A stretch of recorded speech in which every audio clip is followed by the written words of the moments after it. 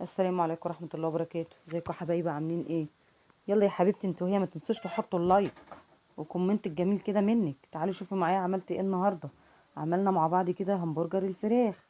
وليه نشتريه من بره؟ ما نعمله في البيت يبقى اوفر واجمل واحسن.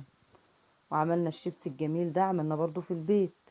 واقول لكم معانا مايونيز ومعانا كاتشب ومعانا قطعنا القوطه والخيار وكابوتشا. وعملنا البصل. واحلى اكله بصراحه ولادي بيحبوها جدا، واعمليها وتبقى اقتصاديه وموفره كمان. بقول لك ده اقتصاديه وموفره. يعني بسم الله ما شاء الله، جميله جميله قوي. صلوا على النبي حبايبي كده في الكومنتات. دلوقتي احنا البانيه بتاعنا اهو، جبنا حوالي نص كيلو من البانيه. مسكت بصلايه فرمتها في الخلاط.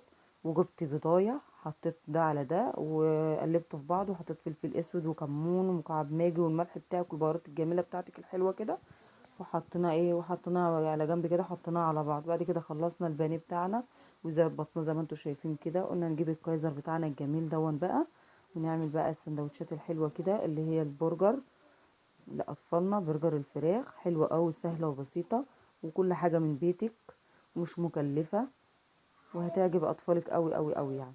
والشيبس عملناه كل شطره وعسل وحلوه، هتعمله في البيت ومش هتحتاجي تشتري الشيبس من بره. احنا ايه نكلف كل تكلفتنا من البيت، ما جاتش على خمس حبات بطاطس نعملهم شيبسي، او بطاطس ونص كيلو بانيه نعمله كده بالطريقه الحلوه. وطبعا هقول لكم احنا عملنا زي ما انتم شايفين كده الجمال ده والحلاوه دي. إيه، والبانيه عملته بالدقيق المره دي، ما عملتوش بالفيجيتار. احنا عملنا اول واحده وقلت اوريكم التانية زي ما انتم شايفين كده الجمال ده وايه الحلاوه دي. تسلم ايدك والله يا ام رحيم. التعليقات الحلوه كده الكومنت الجميل والله بتاعك يا حبيبه قلبي مش هيخسرك اي حاجه. اللايك كده، اضربي اللايك يا حبيبتي انت وهي كده.